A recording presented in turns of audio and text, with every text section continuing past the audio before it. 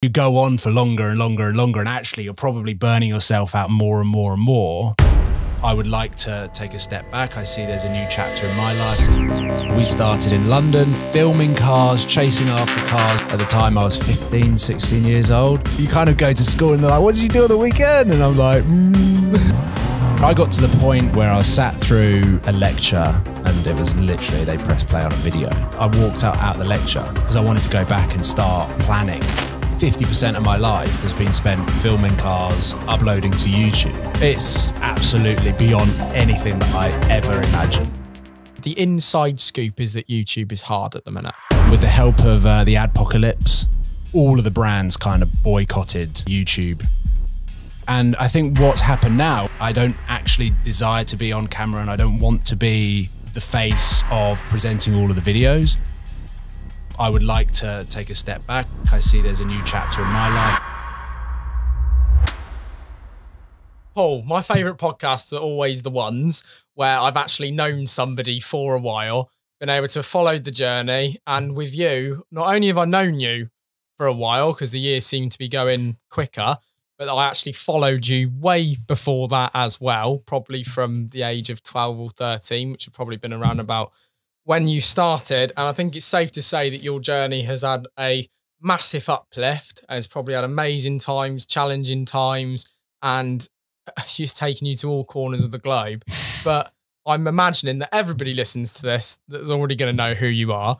But for people that might not, in your own words, who are you and what do you do? Okay. My name is Paul Wallace, creator of Supercars of London. I was actually co-founder.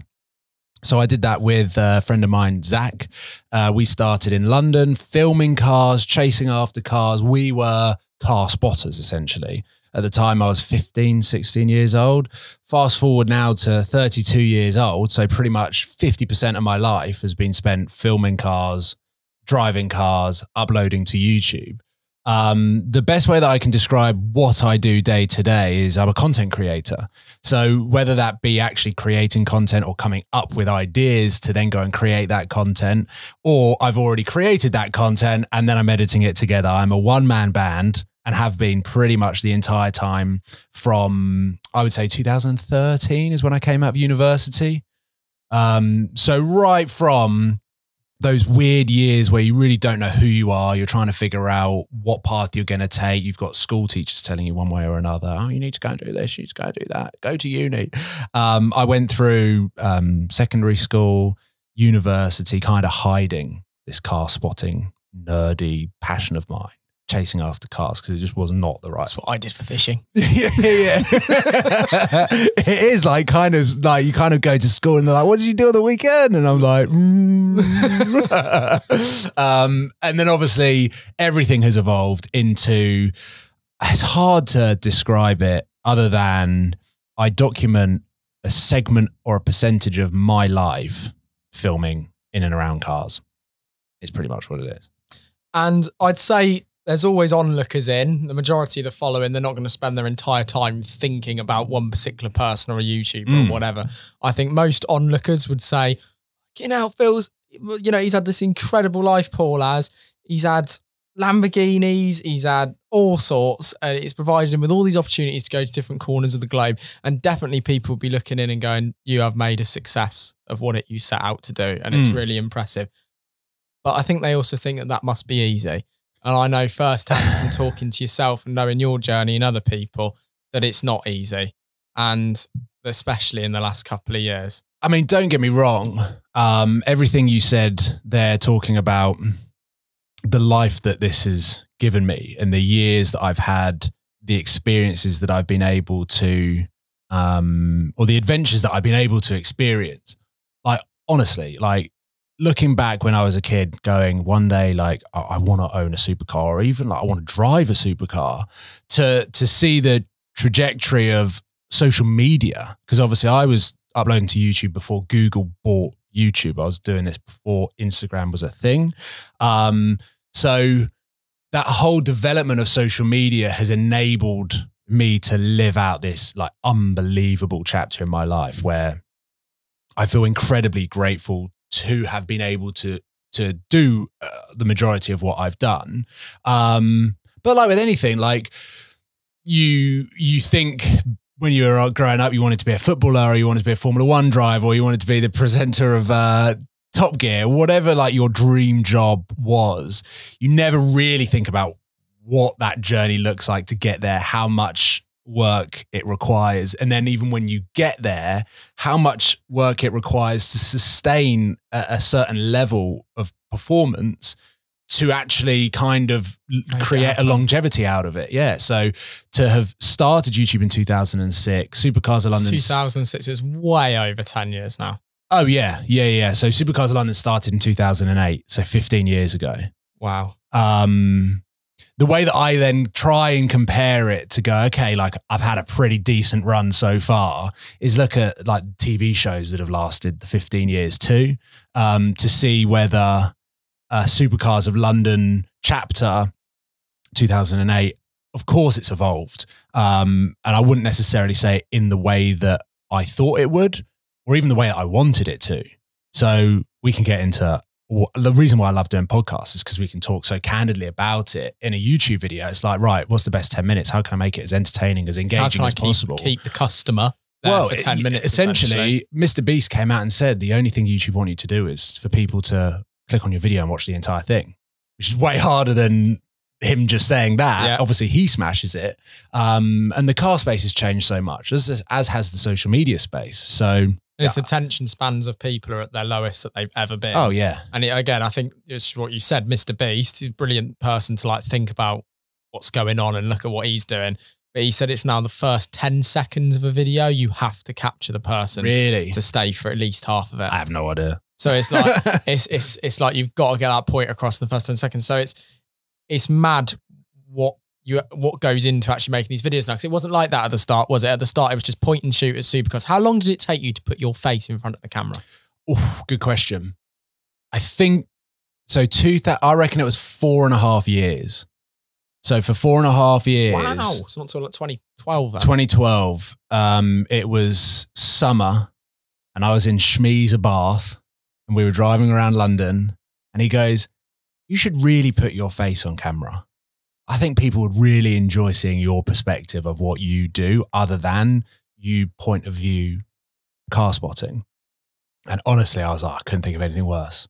Like, I was the kid in the corner at school. Like, it's super introverted, still am. Like, you'll see me in social situations, I'll be like trying to hide. And I've actually witnessed that before. Yeah. I did actually watch you, just as a side story once. I took that in.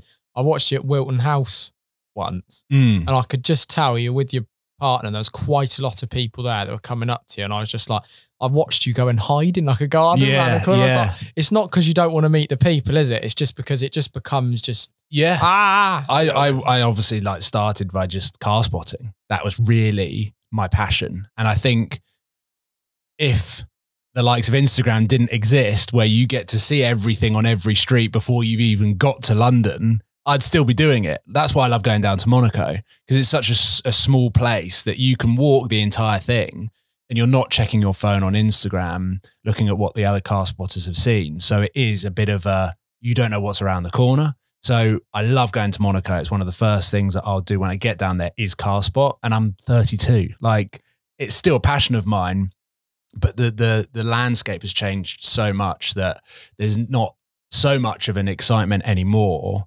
to see the cars. But then also, because of the events that happen, and a lot of supercar owners now are on Instagram, they're sharing their collection. You see them on Instagram, you see photos of these cars before you've seen them in the flesh. So you might see some crazy spec. Do you think that, say, when you get put in front of a Ferrari compared to you being put in front of a Ferrari in 2008, something brand new, just launched, obviously, just because of doing it for so long, the excitement goes away. But do you think it is just because there's so much content out there that do you still, if a brand new Ferrari you haven't seen yet comes around the corner, is it, here we go? Or is it, it's a 296? So I think the top tier of hypercar still pulls that element of excitement. So cool story, 3 or 4 weeks ago, me and Sam were at Le Mans. And we parked up. We were walking into the circuit, and an F12 TDF drives past. We're like, oh, that's cool. We've all seen one. So it wasn't like, oh my God, I need to run after it. 812 Competizione drives past. We're like, oh, maybe this is like a Ferrari club that have turned up and they're all in special stuff. Sam's freaking out. Sam at this point is freaking out. And then a piece that comes past, a 296 comes past and like an FF. And we're like, oh, okay, like that was a pretty cool convoy, but there wasn't really like that buzz that I needed to go and capture the content. Then all of a sudden you hear this V12 and you're like, oh, something else is coming down. It was a Competizione Aperta. Then it was like a few more cars and I started to get a little bit of, okay, like I'm going to film this. I'm going to capture this. And we got up the stairs and just as I was about to cross the bridge to get across, an SP3 Daytona comes around the corner. Wow, yeah. And at that point, I ran back down the stairs. I was like, oh my God, I need to get this. Like, and that was like the 18-year-old car spottering me all of a sudden, just completely flipping. It is definitely still there. They just need to keep making more mad machines. Yeah, exactly. The likes of the Valkyrie and... But you got to think back in 2008, the production numbers were so much lower. The hypercars were uber rare because they were quite hard to drive, and especially in central London. So it was a special thing to see a 2004 Ford GT or a Carrera GT, whereas now you can daily a 918, and that came out in 2014, 2013. So you're being exposed a lot more to the supercars, and then also being... They're more accessible to buy as well, aren't they? Yeah, in terms finance. Of, well, maybe not at the minute with interest rates. Yeah. Like, I think every car is currently for sale and there ain't a lot being bought at the minute, weirdly. So it's such an interesting evolution because as I've got to drive some really special stuff, I obviously realize that it's special, but once you've driven it and you understand it as a product rather than just something super cool and unobtainable on the road, you then get a different perspective of it. And the more you do, some weeks I'll do like 5 days in a row filming, and like the third day I'm driving an F12, and then the next day I'm driving my Golf GTI and going and testing it against a Peugeot 308 or whatever, and then you jump into something else, and you can get desensitized the more you move around in the cars, and you then kind of get to the end of the day and you're like, oh, should have taken that in a little bit more than I did. Because you're also worrying about, did I get the right angle? How was that video? Did the memory card crash? Yeah. I'm doing it now. I'm like, hang on, did I actually click the start of the podcast? Because I haven't got anyone else. Do you want to check? Sure, I'm going to. Yeah. We'll keep this bit in. Right. Yes, there is two levels moving that I'm happy. I've got no help today, so we're just rolling a bit. And it's actually worth mentioning that what was brilliant about this, a little bit of spur of the moment, isn't it? I was actually coming back from another podcast. I just phoned Paul yesterday as he was leaving Silverstone. What a race. I know. Yeah. And you agreed to come on, so thank you so much. But we've just must touch on it for our own sake. What a weekend. I know. It was just, I always feel like... I don't even think anyone actually cared Verstappen won because it was so good between second and... For anyone behind Verstappen. And it feels like this entire season now is you look beyond Verstappen and there's some amazing races happening. Yeah. You have no idea which team's going to turn up. We'd have never bet that McLaren would have done this year. No, to go from what they were like P18, like messing around but below P15, not making Q1, to then all of a sudden, Austria, they look pretty good. Yeah. Like Lando was on pace and was fast, again, behind Verstappen. But then to make that jump again, like, and then almost like jump the pace of the Mercedes. Again, like we've talked about it quite a lot off camera, and I talk about it with Sam on the other F1 podcast. Like, what are Mercedes doing for them to get jumped with some upgrades by McLaren? Lost a lot of people, man. Yeah. I think internally they've lost a lot of people, and it does start to show. Like, I think Adrian, it showed how good Adrian Newey is at Red Bull has shown, and yet they've lost key people within Mercedes that maybe makes up a Newey. And yeah, I think it starts to show. But just like in F1, they're all making minor changes. It can be the smallest little change to the rear wing, or the smallest change to a front wing end plate that gives the team 2/10. Yeah. So when you started and you went from, say, a few thousand subscribers to your first 100K, what was it that you found that made that happen? Good question.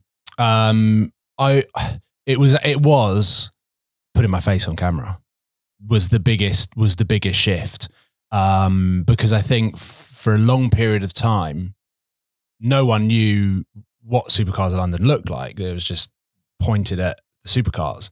And when I put my face on camera and started the journey of my first supercar, because that was the first series. My goal was, I knew that the supercar spotting was seasonal. It was kind of May through Arab invasion. I remember the videos in capitals, kaboom. It was unbelievable. Number plates you can't read. Yeah, some of the best years of my life were spent in every single gold day. 458s with red interiors. Velvet 599. Yeah, like, honestly, it's just some mental stuff. Mad? Do you know what's so mad is those are the videos I remember. Yeah, I know yeah. exactly what cars you're on about, because I was just obsessed with watching them. Even when I was fishing, I'd have, oh, this is the Arab supercar. yeah. Like and what is it with blokes that we're happy to put on an iPad and watch 10 minutes worth of supercars driving just making around noise. London? I wonder Just what making people noise. are just looking at. They're just it's crazy. But I think when I started to realize I was onto something was,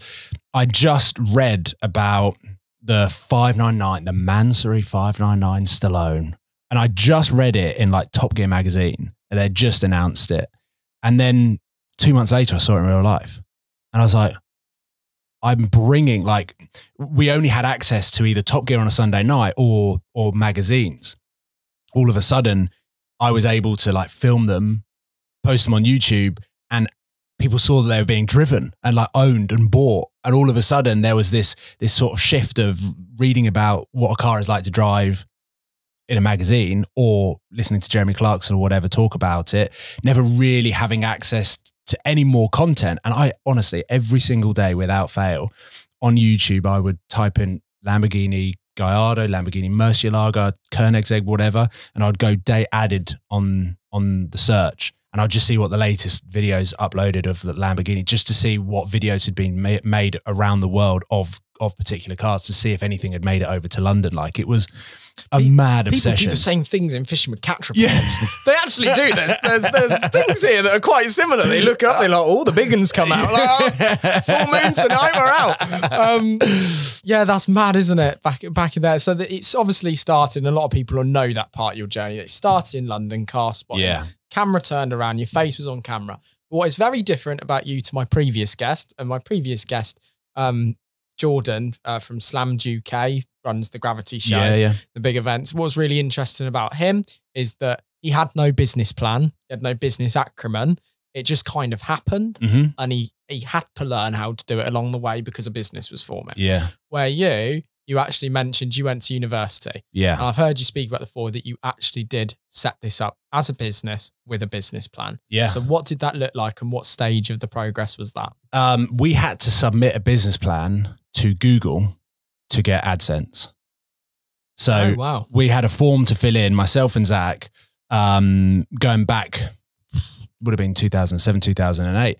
And it was just like an online form. It was like, how much time are you going to invest? How much money are you going to invest? What are your goals? So it was a very juvenile business plan. Yeah, yeah. There was no real, well, if we do this, this happens. And with that, we'll go and do this. So it was all trial and error. And I would say even now it's trial and error. So you've definitely talked up a bigger game than I would say. I've very much gone with the flow. I did go to business. I studied business management with enterprise and innovation was the sort of side segment, which was interesting. But I got to the point, I think it was second year, there was one point in particular where I sat through a lecture, and it was literally, they pressed play on a video. And I was listening to, I think it was James Dyson, or an incredible entrepreneur. It might have been Richard Branson. Maybe they were both featured in it, and they both said something similar. I walked out of the lecture because I wanted to go back and start planning what I was going to do with my YouTube channel. Bang. That was the moment. Yeah. And I just knew that if I sat there continuing to listen and watch where this video had gone, I might have lost that trail of thought. So I went back and I literally started to plot. And this was when I realized I needed to create a sustainable video stream to create a stable revenue stream. Because before, consistency. Exactly. It was upload all through the summer and then milk the AdSense as it went into December, because everyone was pumping into ad spend because they wanted to market during November and December. So I saw that huge. Has that changed now? Right. No, it's exactly the same. Wow. Okay. Yeah. So the sort of the payment from December to January. Christmas bonus. Is exactly, literally exactly that. You get a Christmas bonus on your YouTube videos. And you see a lot of the YouTubers out there that they do like what they called vlogmas back in the day. Like obviously YouTube has evolved, but I put a Christmas tree on the roof of my R8. A lot of people would literally go, I'm going to daily vlog every day in December. Ah, okay. And it was because the ad revenue was insane. So they could just times their views by 6. And it was all about the ad revenue back then, wasn't it? Yeah. So that was really how everything started. That between back in the day to now on YouTube is the biggest change? Would you say that a lot of revenue doesn't come from AdSense? Yeah, I'd say that. I think across the board, with the help of the adpocalypse, COVID, I think the way that ad spend has changed in general. I remember happened, I think it was in the States, essentially some pretty bad videos got uploaded to YouTube, and then Sainsbury's ads appeared on these videos, and all of a sudden all of the brands kind of boycotted the YouTube AdSense program. Similar thing happened with obviously Twitter in the last year, in a way. In a way, yeah, where everyone was pulling their money away from YouTube because it was just bad press to be seen to be advertising and putting money into YouTube. And I remember because the American guys started to talk about their AdSense dropping by 60 to 70%. And I was looking at mine thinking, mine's all right. Maybe I've got away with it. Like maybe like my little niche is fine. And then the next month it hit. And I was going Supercars. Oh my God. Yeah. And it literally, it just dropped, fell off a cliff. And obviously it has recovered. But I would say probably since 2018, 2019, a lot has changed. I'd say the last 4 or 5 years, a lot has changed. Most change on in YouTube is in the last 4 or 5 years. I think that could be also down to ad spend, as you said, the way people spend money on ads. Yeah. Because there's so many different types of businesses and so many different businesses choose to do things. And to be fair, even if you look at my digital agency, I decided that I would be doing absolutely no ad spend whatsoever in the traditional sense. No little graphic designed ads saying come to our agency with some Shutterstock woman on it. I decided not to do that, and I thought I'm going to do the podcast instead. Yeah, because then you might actually get a loyal viewer that actually likes you, that already knows you, that wants to invest in your company because they trust it. It's a more valuable. And if more people start to do stuff that's slightly outside the box that drops, then there's so many more businesses. There is, and I think the most interesting documentary that I've watched in a long time is that Social Dilemma documentary, where you saw the beasts that run YouTube, the algorithms that run all of these social, and fundamentally they're just trying to farm everyone's attention. They want you to stay on the platform. It's why TikTok's so addictive. You can't get off it. And I watched that and kind of got freaked out a little bit to be like, oh my God, I'm helping them in a way by just posting YouTube videos. I'm populating their website, and then their algorithm is keeping people on there and stopping them from doing potentially productive stuff. And I kind of freaked out at that. And I watched that in COVID 2020, I think it was. And that's when I really calmed down a lot of like my activity to try and look at other avenues and ways that I could potentially flip what I do or what I have been doing and create more, I don't know, like the word is like more of an experience for people, which is what I'm working on and kind of have a bit of a future plan for. So I'm excited by it, but it's definitely opened my eyes up to the way that these massive corporations work, where fundamentally the more time you spend on their websites, apps, watching videos and stuff, the more money they earn.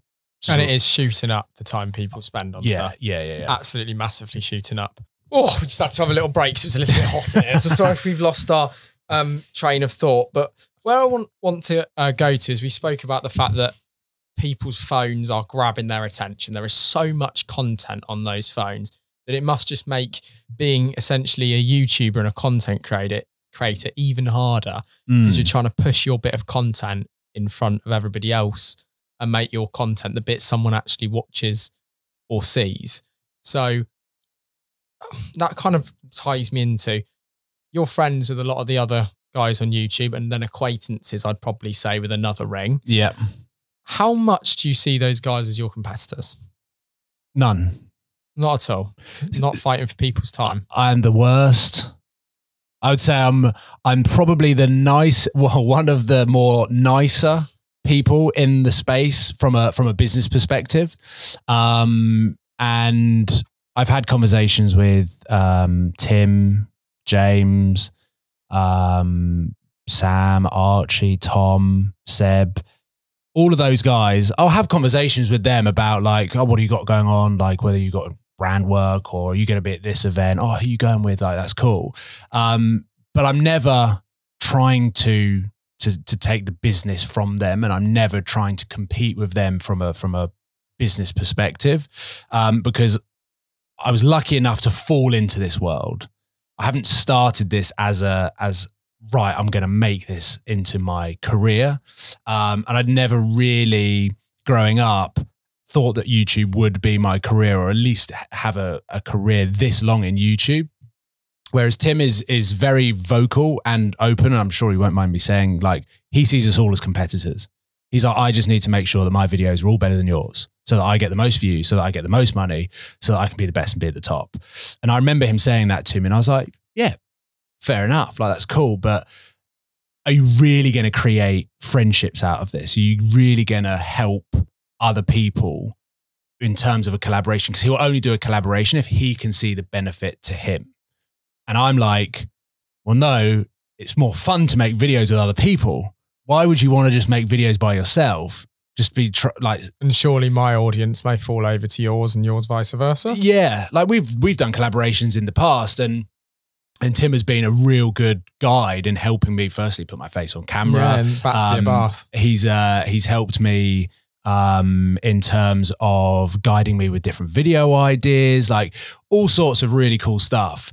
And I remember meeting Sam for the first time when he had seen Through Glass Up. I was like, this guy knows what he's doing. Like, he at the time had a job in PR, and I was like, I really like his content. And then I met him and I was like, this guy's a legend. Like, I want to do cool stuff with him. I want to go on road trips with him. I want to do more filming with him, because at the time, Lonely world. It really was. And even now, to an extent, it is. So there was a period of time, which I call like the golden years, where... Is that when he had his red F-type Bernie chance? It would, yeah. You had that Hurricane. Exactly. So no, I would have had the Gallardo. Gallardo, okay, and then, yeah. Balboni, white one? Bicolore. Bicolore, yeah, the worst special edition Gallardo ever. Wait, did it have a V10? Yeah. Did it tick the Lambo box? Yeah, was it and was it your golden years? Yeah. So essentially, like, we all realized that we could have the best time by going on road trips. Obviously, it cost us a fair bit of money, and we put loads of miles on the car, which depreciated our assets that were making us money. So the business model wasn't quite figured out. We didn't think about that. We were just having a hilarious time. Hey, there's this lad down in Monaco. We could stay at his house. yeah, exactly. So we had the best time. That's your Dan Bilzerian moment there. Yeah, exactly. Like a driveway full of supercars, a green pool out the back that hadn't been filtered in 4 years. But we all just enjoyed collaborating. We all enjoyed spending time together. And that was where I would say it was at its peak. It was at its peak from an enjoyment perspective. There wasn't any competition. It wasn't like we were editing our videos, trying to upload it first, or trying to get a jump on someone else. Yeah. We were all like, look, let's just all upload at 5 PM and let's just have some fun. We did the supercar spotters versus supercars, and we came up with all of these different challenges and cool video ideas that no one had really ever seen before. So I think having so much fun on camera with ideas that we had come up with ourselves down in Monaco, driving our supercars, like we were living our best life and we were having the most fun doing it. And then I think as the audiences grew, as our views kind of went like this, as social media went like this, all of a sudden you got these brands starting to sniff around, be like, hey, like we'll pay you £1,000 if you put us in your video, or we'll pay you £1,500. And then you started to see the money hungry guys go, right, yeah, I'm going to do that and not tell anyone. And then I need to get my video out an hour before them so that I can get the jump on them. And there's a lot of that has been going on in the last sort of like 3 years, 5 years or so, where you've got some characters that kind of like try and wiggle their way into a brand, and that's where I felt like the most uncomfortable, because like, I'm just like this guy who wants to make fun content and actually would love to do everything with everyone else. I think it'd be the most boring thing in the entire world if you had a YouTube channel. Do you know what's crazy? Because out of a lot of them as well, Paul, I looked at your numbers before we come in here. You're nearly approaching 1 million subscribers on YouTube. It's 900 and... I actually don't know. Yeah, 920. I knew I hit like, I think I was on like 890. Yeah, no, it's over 900 when I looked. That's sick. I'm pretty sure. No, I did this in a rush before we got. No, it might be like this. So, do you want to have a look? no, not really. I don't go on my YouTube channel. I'm sure it is. 350,000 followers on your own Instagram. Yeah, and again 900 plus thousand on thing. Yeah, that's a hell of a brand. Like, that is one of the juggernaut in terms of follower base. Yeah, and contact base. Yeah, that's a hell of a brand. It's like absolutely beyond anything that I ever imagined. Like, I remember having 5,000 subscribers on YouTube. I remember the interface, like the way that YouTube looked back when I had 20,000, when I had 50,000. I do remember when I went from, I remember hitting 100K and I was like, this is unreal. Like, I think it took me about 5. Yeah, still got it. And then everything just went mental. And I went from 100,000 to 200,000 in about 2.5 months. So I got 100,000 in such a 100,000 extra subscribers in such a short space of time, and it accelerated so fast that all I wanted to do was like, I just wanted to feed this beast that was, the more videos I put out, the more views, the more subscribers, the sort of bigger everything gets, and I kind of didn't look past that, and always felt like I had this end goal. Like, I wanted to own this Murcielago. Like, if I can get to that point where I'm able to buy my dream car, like, that's the story I want to tell. That's your road to success. Exactly. So I remember when I bought my Gallardo, and I wanted to have a Lamborghini by 25. And I had already told all of my friends when I was 16, 17 years old, I was like, I'm going to have a Lamborghini before I'm 25. And they're like, yeah, right. Like, you'll have just come out of university. Like, how's that possible? And I had no idea how I was going to do it, and managed to do it. And I remember picking it up, drove straight to Burger King, celebrated, drove home, parked it on the drive. And I was like, now what? Like, I've done the Lamborghini before 25. I was like, okay, now what do I do? Like, how do I then elevate to the next level? And how do I get to the next goal? Which, okay, I've got the Gallardo, but it's actually an incredible thing to have. But I was looking at the Murcielago still on Auto Trader to be like, that's where I need to be. And it wasn't really the sort of finance that I was scared by. It was actually like the running costs of the Murcielago that I just didn't want to touch. I was finding that with cars. Yeah, you've got the classic Porsche. I've had a bad week. Like a bad week. Yeah, so like, I wanted to be sensible. I wanted to take as many calculated risks as I could. Every time I bought and sold a car, it was a risk. But the way that I kind of saw it was, if I was running a clothing company, all I was doing was reinvesting into a better t-shirt printing machine that was going to make more t-shirts and make more money. So it was just in the shape of a Lamborghini, which was my absolute dream, because I loved supercars. I dreamt of owning a supercar. And all of a sudden, like, I've created this business model that allows me to almost be paid to drive these cars. And that was like the most nuts thing. And you just touched on that, if you owned a clothing company, but you did. I did own a clothing company. You did own a clothing company. In fact, when I said to my mates in the chat, I was like, oh, you never guess what? I've just pulled off, Paul Wallace is coming. I'll just give him a ring and bang, here we are. Yeah. Doing the podcast. And they were like, oh, I remember buying one of his hoodies. Yeah. I've still got it. Yeah, like, I've still got them. I loved it. So explain.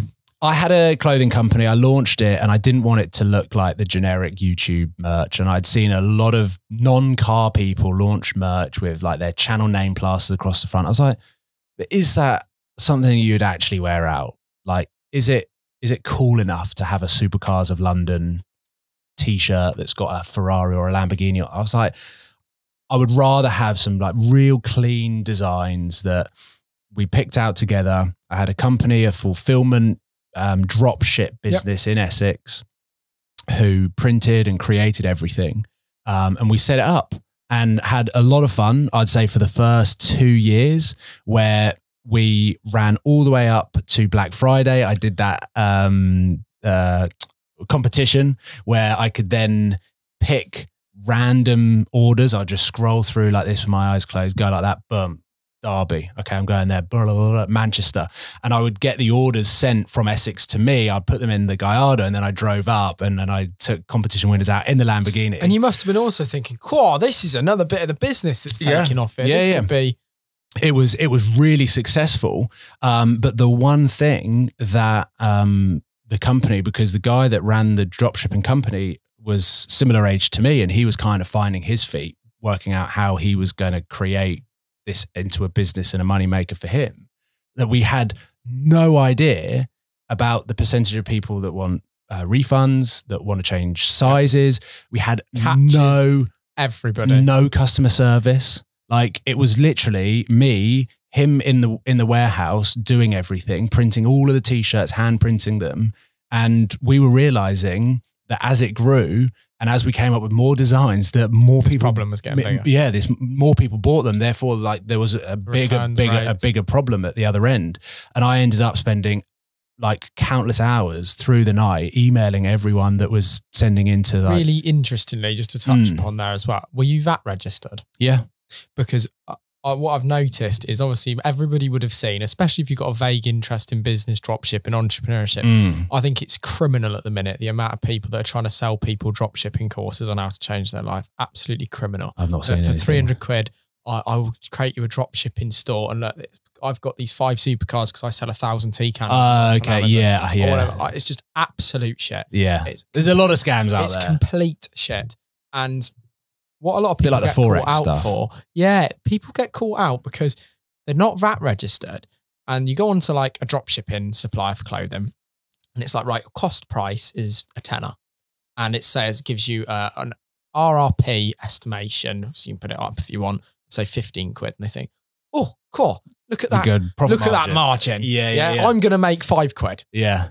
No, you're not, because none of them, that's the cost prices. And I was just going through this with a mate recently that's launched a store, and he'd never done it before. So granted, he didn't see it. And I said, no, mate, what you've got to do is you've got to add 20% to your cost price. And then because you're not VAT registered yet, that's your RRP and you're not charging off. That's your margin's actually this. Yeah. And this is your cost. And he's like, that doesn't make sense, does it?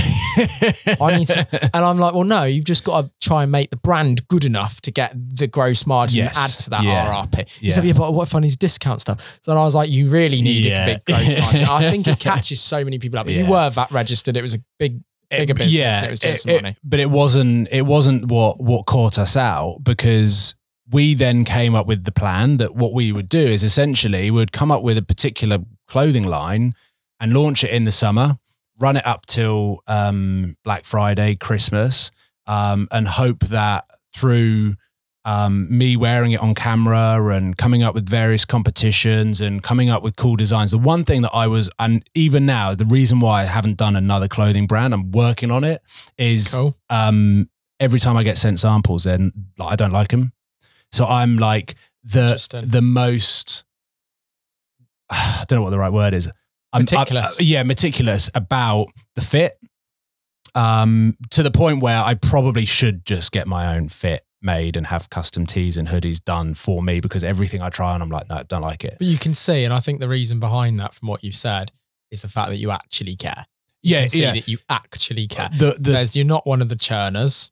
The buzz that I got from my clothing is when people had it turn up and I go, oh my God, the hoodies are so soft. And if it's crap, your returns rate is going to be 50%. Yeah. People have only got to find out amount of a disposable income to spend at the end of each period. It's got to be good. Exactly. And the fact that I still have hoodies and like your friends still have hoodies. Yeah, no, they remember them. And it was cool, but it looked like what become the redefine logos and all the rest of it with the Yeah. Like we had a lot of fun coming up with the designs. It was a really nice, I learned a lot from the sort of SOL clothing stuff. And actually what really sort of put the final nail in the coffin was, I think it was Brexit. It was Brexit, because an entire shipping container of all of these cool new colors that we had, it just got stuck at the border in Holland. And you couldn't get your orders to people. Yeah. And that was it. I was like, we have to pull this now, because we cannot take more orders and then have people waiting around, because we don't know when we're going to get it. And it's hard when it is just you, isn't it? Yeah. Apologies to everybody. Do you want any of that, mate? Because It is absolutely sweltering in here, and It's a hot day outside. I've been trying to do this, that this van gets parked in like the shade, or I do these in the evening, in the morning, the minute, because I skimped out and didn't get aircon put in it. So we are currently sat in what feels like India. That's fine by me. But we're gonna keep smashing. Oh mate, yeah, let's keep rolling until I pass out. But just, I suppose the next bit that I want to get into, you've done all those bits, and we'll get on to where you're going towards the end. But it seems to me, I've spoke to a few people. I'm lucky enough, I spent some time at the Formula One with Archie this weekend, and the inside scoop is that YouTube is hard at the minute. Oh yeah, As hard as it's ever been. It's and it will increasingly get more difficult. So have you ever nearly quit? That's a good question. Have I? I've thought about making videos that will be like a bit clickbaity, to be like saying goodbye, because I've not wanted to quit, but oh my God, if I wanted to have a break. That's the big difference. I've never wanted to throw the towel in, but I have needed a break. I've sort of broken down at the end of Goodwood Festival of Speed in multiple consecutive years, just being completely burnt out, and never really felt like I could get away with having a break. Do you feel like an internal pressure every day you don't put a video out that you could be losing out? Yeah, because, and it's not necessarily losing out on views or like that instant recognition of, oh, okay, I put the video out and people are watching it. It's what happens to the algorithm, which is now controlled fundamentally all by AI. So there's no human element or compassion element to, what if you need a break? What if you are burnt out? Well, it's supposed to be sentient now. Yeah, I mean, it's not, because you literally... It's got no heart, for sure. No, for sure, because like if you did want to try and have a break, or you wanted to just go on holiday for a week, which in normal jobs is absolutely fine, and like in my brother's line of work, he's allowed to have a sabbatical and go away for 2 months and go and kind of reset and come back fresh and feel like you're ready to perform again. I'm terrified of what happens if you do take a break and you kind of sit back for a month and just try and have a reset, and you come back to YouTube, what happens? And because I've never done that other than COVID, which I kind of pulled back a lot of the activity, the fear gets even worse, because you go on for longer and longer and longer, and actually you're probably burning yourself out more and more and more. But that fear of, you're going for longer, therefore, if you end up having that break, what does that do? And when you come back, is the algorithm going to favor you, or is it going to completely throw you off, and it's going to take 6 months to build back that momentum? How much does it affect you when you put 100% into a video and you thought it was going to be the one, and the algorithm doesn't pick it up and it gets 10K plays? You end up, from my perspective, so I don't get bogged down in the performance of it. So which is why I don't know how many subscribers I've got, because consistency. I only put videos out once I've edited them, I'm happy with. And I've thrown away a lot of videos that I edit and I'm like, there's no way I can put this out. Like, I don't like this video, and I wouldn't watch it to the end. If I get to the end of the edit and watch it back looking for the mistakes and go, yeah, that was cool, I'll put it on YouTube. Just do a Supercars of London, I think this is shit channel. And you never know, they might absolutely the B channel. You'll be like, hang on a second, this has got a million views. Because it's absolute garbage. The thing, I think the sort of the middle ground that I'm in now, and I don't mind saying this, is the window of when everything was new and exciting, and I was jumping into cars and loving life. We were going on road trips, what I call the golden years. I absolutely loved, because I was able to document such a large percentage of my life, and pack everything together into a 15-minute video, and it was just like wild. Like, and you go back and watch it the day later and the night later. Yeah, exactly. So cool. And it was so cool. And I think what's happened now, firstly, I've got older, so I've actually wanted to, I would say, recoil to an extent. I don't actually desire to be on camera, and I don't want to be the face of presenting all of the videos. I would like to take a step back. I see there's a new chapter in my life. I got married last year. Like I've got a niece and a nephew, and I want to spend more time with my family. So not only is it the next stage in your personal life, you're going to take the business to the next stage in a different direction. Yeah. And so, yeah, like, the sort of, I feel like when I sold my Murcielago, which I think was 2021, and I'd like massively ticked off that dream car, like I was like so happy with that. And whilst there was never a moment where I was like, okay, I'm going to quit, there was, right, okay, what's the next, what's my next chapter going to look like? And I don't think if you don't ask yourself that, you're not an entrepreneur. Yeah. Because I've set myself, I didn't really want to be making YouTube videos past 35. And I'm 32 now. So I'm working on it. Well, we'll wait to see what's to come. I'll let that to your audience. But you think that it's going to actually include a brand and clothing and something a bit more tactile as well again? Yeah, I have a lot of interests outside cars that I'm slowly, incrementally introducing, because I think where I've posted so much about cars, it's hard for me to talk about other elements of my personality. Would you have ever had the opportunity to do something like an F2 freestylers type of video? Something completely I should have done it. But something you'd have found interesting, but you just didn't do it because you knew it wouldn't make the algorithm happy. And we've got about 5 more minutes of this one. But have you not done it because you're like, I just can't put that in front of that audience? Now, yeah, for sure. So I would say when I was 14, 15, 16, freestyle football was like one of my things. Yep. And it was before car spotting, and the opportunity to talk about football excites me a lot more than the opportunity of talking about cars does. Because I've been filming. It's weird though. If you did the football thing for 5 years, do you reckon it'd switch again? Potentially. Do you know what I mean? Yeah. It's just you do it. It's the same with the fishing lads that I spoke to earlier. Yeah. The ones that do it as a job hate it. Yeah. It's when they go back to doing a normal job and then just going at the weekend, they love it. See, I actually had a conversation with someone who's a wildlife photographer, and it's one of the things that like is one of my quirky little niches. I love wildlife. I love photography. So I don't think anyone would have known that. Merging the two together, I'm talking about it a little bit more. I went on safari recently, and had a lot of fun doing that. And I think it's still technically creating and capturing content, but in a different way. And I think where I've just bombarded myself with cars, I've been filming cars for 17 years. Like, I think there's a point where I don't want to do that anymore. I wouldn't necessarily say I'm getting close to it. I'm getting close to it. But do I want to quit and never film cars again? Probably not. You want to try and create. It's just like, it's a break. And if I can still bring my audience on that journey in some capacity. And that's kind of like, clothing is one thing. Like I really like the idea of designing clothes and kind of going down that route. But there's other sort of experience things that I'm working on, and ways in which stuff that I've been lucky enough to experience and trips that I've been doing. If there's a way in which I can allow other people to do that and bring those experiences to other people, once the conversations slowly start forming, then like I'll jump back on here and we'll talk about it, because there's some wicked stuff. So I'm going to do something slightly different at the end of this podcast that I've not done before, because we are sweating out now.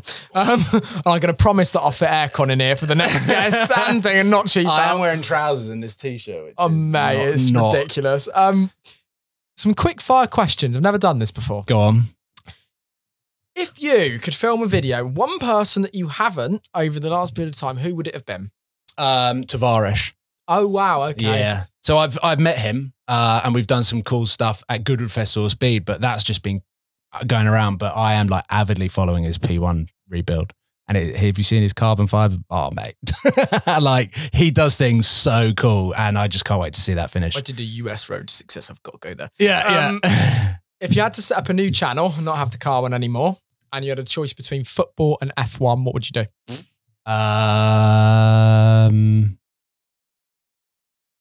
F1. Still. I'm so jealous of that F1 podcast. I'd sit there and talk your ass off every day. You finished with the Murcielago. Yeah. What is the next dream supercar? Don't have one. Really? This is, I mean, I think I've talked about it. I've definitely talked about it to people off camera as well. But that car emotionally was the pinnacle. So unless I buy another LP640, I'm not really interested in spending more money to try and achieve that level of emotion that the Murcielago gave, because I won't get it. I don't think if I bought an Aventador, I would be as attached or as excited about driving as I was with the Murcielago. So in a way, ticking that box, of course, huge life achievement. Also in a way, don't really feel like there's anything automotive to achieve in that level. Like it doesn't excite me thinking about, I need to go and buy an SF90. I love the car, don't want to own one. Same with like anything even more expensive, like a McLaren Senna or a 918. Like those cars to me, like really, the Mercy, I'd probably go back to an LP640 if I wanted to have a dream supercar again. And last question.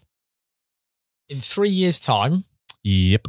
Who do you 35. think the biggest car YouTuber will be in the UK? I can't see it going any other way to Matt Armstrong. Like he's absolutely killing it. 100% agree. And the way that he shoots and his little niche that he is, it's unbelievable. And also like amazing to follow. And he's nailed how you can follow, if you want to just follow Porsche content, he's got it. If you want Lambo content, he's got it. You don't need to watch every video to follow one particular build. The one thing that I think he needs to do is like, I think he needs like a shop, and it would be so cool for people to actually want to go and buy a Cat S car and have it rebuilt by him or his team. And he's got all of the content because people are bringing him cars. No doubt that. In all fairness, Matt has agreed to come on. I've never met him. I've never met him. And I really want to. So cool. Matt actually followed me before Matt even started doing his cars, I believe. Oh, sick. And I met him down at my friend Ricky at RE Performance in Swindon, who's doing really well with his own channel. This week's episode that's just gone out. I met him several times down there and he's absolutely sound. He's agreed to come on, but actually nailing down a date like it is with all of you is impossible. But that's for loads of reasons. Obviously, see what he's doing. But yeah, no, it is exciting watching new people suddenly burst into the space. It shows what's possible, doesn't it? Oh yeah, like we're all the old timers now. Like I've got no problem with admitting that we had a really nice sweet spot. Had a good run and had a really good run, and that just means it's time for the next thing. Yeah, I mean, I like still kind of fiddling around with like coming up with different ideas. I'm always a creative person. But sometimes I like putting creative ideas into a lot of other YouTube videos on other people's channels that come from like conversation that we'll have. So yeah. Paul Wallace, thank you so much, mate. And I look forward to seeing what the next 5 years has in store for you. Thank you very much. Thank you very much. I need a shower. Yeah.